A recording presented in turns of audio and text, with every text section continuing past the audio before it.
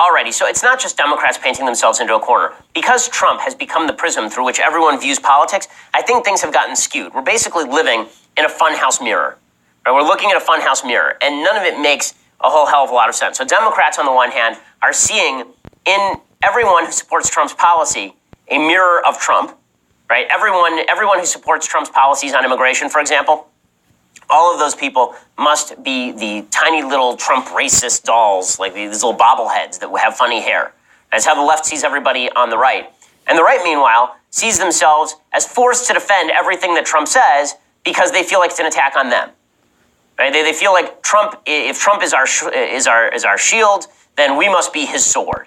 Right? If Trump is the guy who's taking all the slings and arrows, it's our job to go out there and defend everything that Trump says. I know there are people who believe this because they're in our office, right? I have this conversation pretty much every day with Andrew Klavan and Michael Knowles, both of whom have suggested that I'm not doing enough to fight back against the slurs against President Trump. Well, what I say is, when I think it's a slur, I'll fight back against it, right? I've actually been pretty strong on suggesting there are two possibilities on the bleep hole comments, for example. But when he does something that I think is wrong and or stupid, I'm going to call it out because my job is not to defend Trump. My job is to defend conservative principles, and that includes defending conservative principles and the future victory of those principles from President Trump if Trump toxifies himself, right? What I'm scared of, and I think with good reason when you look at the polls, is the possibility that I like a lot of Trump's policies, and that if Trump's toxicity smears those policies, Republicans lose the House in 2018, they lose the Senate in 2020, and they lose the White House in 2020, and then you have an era of Democratic dominance brought about because nobody on our side had the guts to say, I like a lot of what Trump is doing, but I don't like a lot of what Trump is saying, and I think it's polarizing and problematic.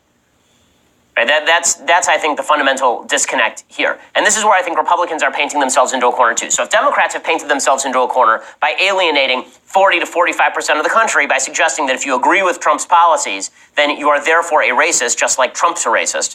If that's the Democratic problem, and they've alienated a huge percentage of the population, the problem on the right is that by defending everything Trump says, you're also alienating a huge percentage of the population. What I've said is that Trump deserves and every president deserves the ability of the commentariat to judge each individual action or comment on its own merits. Right? Obviously, we take character into account. Now, I said during the last administration, I thought the Obama administration was a Jew-hating administration, at least in terms of their policies toward Israel. Right? And that's very much like the left suggesting that Trump is a racist. The difference is that if somebody on the right, I think, is a Jew-hating person, like Pat Buchanan, then I will say so and have said so for many, many years. Right? People on the left won't do that with regard to their own. But with regard to President Trump and labeling him a racist, you can take your view of Trump and his racism and separate that off from a particular policy and determine whether the policy is motivated by animus or whether a lot of people who support the policy are not motivated by animus. That's, I think, my critique for people on the left. It's also my critique for people on the right.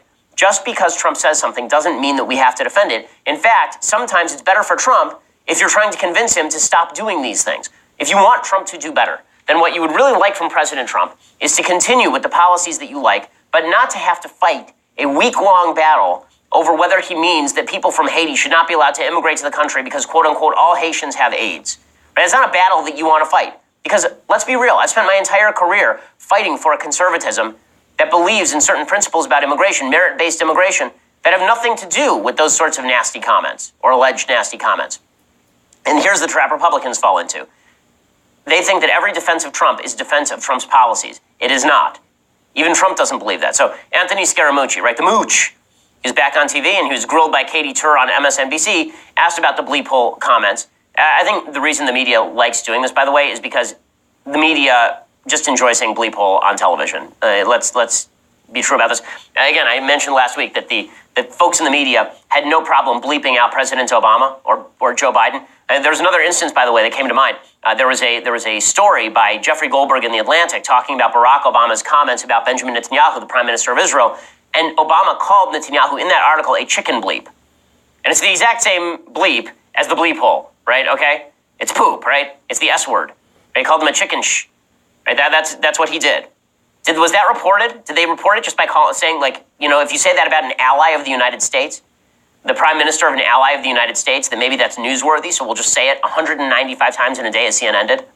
No, of course not. I think that they just want to drop the idea that Trump is vulgar in a way that Obama is not. I don't think that that's actually true, at least when it comes to the language used. Anyway, the mooch is on MSNBC, and Katie Tur grills him, and you'll see the mooch doesn't have a lot of really good defenses. Okay, for this he conversation. Did say it, according to multiple people, and Lindsey Graham, who's a Republican and on his side a lot, has not denied it. Let's stipulate for this conversation that he said it. So we don't have to argue about whether he said it or not. Okay. I don't know if he said it, but just for this conversation, because I want to make a broader point. If you are in a private conversation in the White House with a group of people that you're trying to get a deal done, and you are prone to New York-style rhetorical flourishes, which unfortunately I also happen to be prone to, why do that to the guy? He's there. But that's neither here nor there. We're both assuming that he said it, as you just said. Okay, but why do people from Norway? Why do they have more merit to come here than people from Africa? According to what the president said. Having known the president for a long period of time, I don't really think that's what he meant. I'm not going to interpret what he meant because I don't understand his mind entirely. Okay, so this is the problem. If Republicans are going to I'll defend Trump, but I don't know his mind. I think Jonah Goldberg got this right. He said that if you're spending all of your time saying, here's what the president meant, the president needs to do better. How's that? How's if I have to explain everything the president is saying, if I have to be the Trump translator, if it's my job to be his magical Star Trek-like translator where suddenly I understand alien languages, then he's not doing his job correctly. And the president, especially for a guy who's supposed to be this grand communicator and great brander, shouldn't he know better than this? And when you do this, it allows the Democrats to play this game where they get to label you a racist, particularly if you're a person in a position of prominence or power. And that does alienate, again, another group. So I think there are two groups in America, and they're alienating each other. And the question is, who's alienating more people in the middle? And I think that's an open question. But here's the thing. One of these things can be solved very easily. And in fact, solving one of these things sort of solves both of these things. If President Trump doesn't make controversial and silly comments, and if he doesn't make comments that could be interpreted as racist, then Republicans don't have to defend him, and Democrats don't have the opportunity to attack him or his base. Right? So in the end, the president shouldn't say this stuff. But the various interpretations by the right to defend everything and by the left to attack him and all of his supporters on policy, both of these things are deeply polarizing. They pre-existed Trump, by the way. I think it happened during the Obama administration, too. The best approach here is what Ben Carson, the Secretary of Housing and Urban Development, had to say. He was asked about what the president said on this, and here's what he said. And you know, I'm a member of this administration, and I don't agree with the president about everything that he said.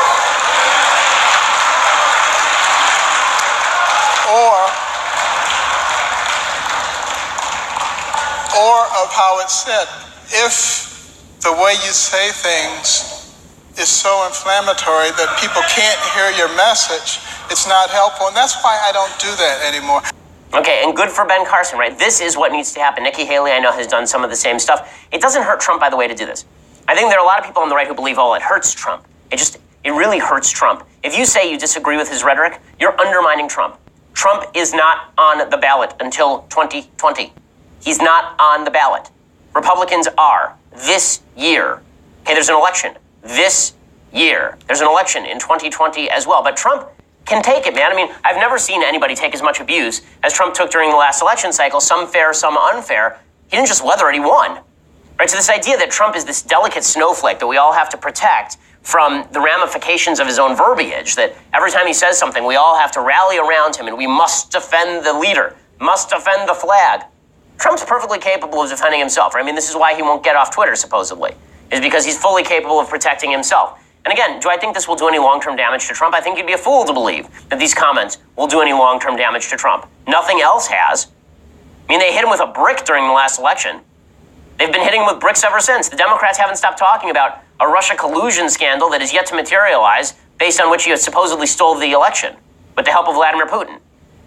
But all of that said, the idea that I'll tell you what can't take it. What cannot take it, and what I mean by it is critiques of racism and suggestions that you're bad people. The people who can't take it are not Trump. Okay, the people that are going to pay the price for that are people in the Republican Party. Trump is Trump. He stands on his own. He stood against a lot of the Republican Party itself, against the Republican establishment, and he won. He's a very powerful figure. And not only is he a very powerful figure, in many ways he's kind of Teflon. That doesn't mean that he can't lose. It doesn't mean that he won't be down at 35%. But Trump has a way, as we saw in the last election cycle, of dragging people down in the mud. Here's what I don't understand. You can't have it both ways if you are a big Trump supporter, a MAGA, 4D genius guy. You can't suggest that he's such a genius that he requires my help to help him out of these situations, and also that he dug himself this bleep hole, stuck himself in it, and now requires me to pull him out with a rope. Right? Either he's such a genius that he put himself there knowing that it was a win for him, or he needs my help, and not both. Not both.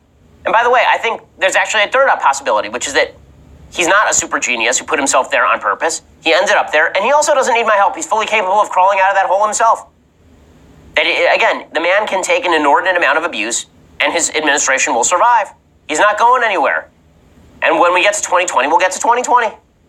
It's not like this didn't come up during the last election cycle, for God's sake. I mean, the man said during the last election cycle he didn't know who David Duke was in the middle of an election cycle.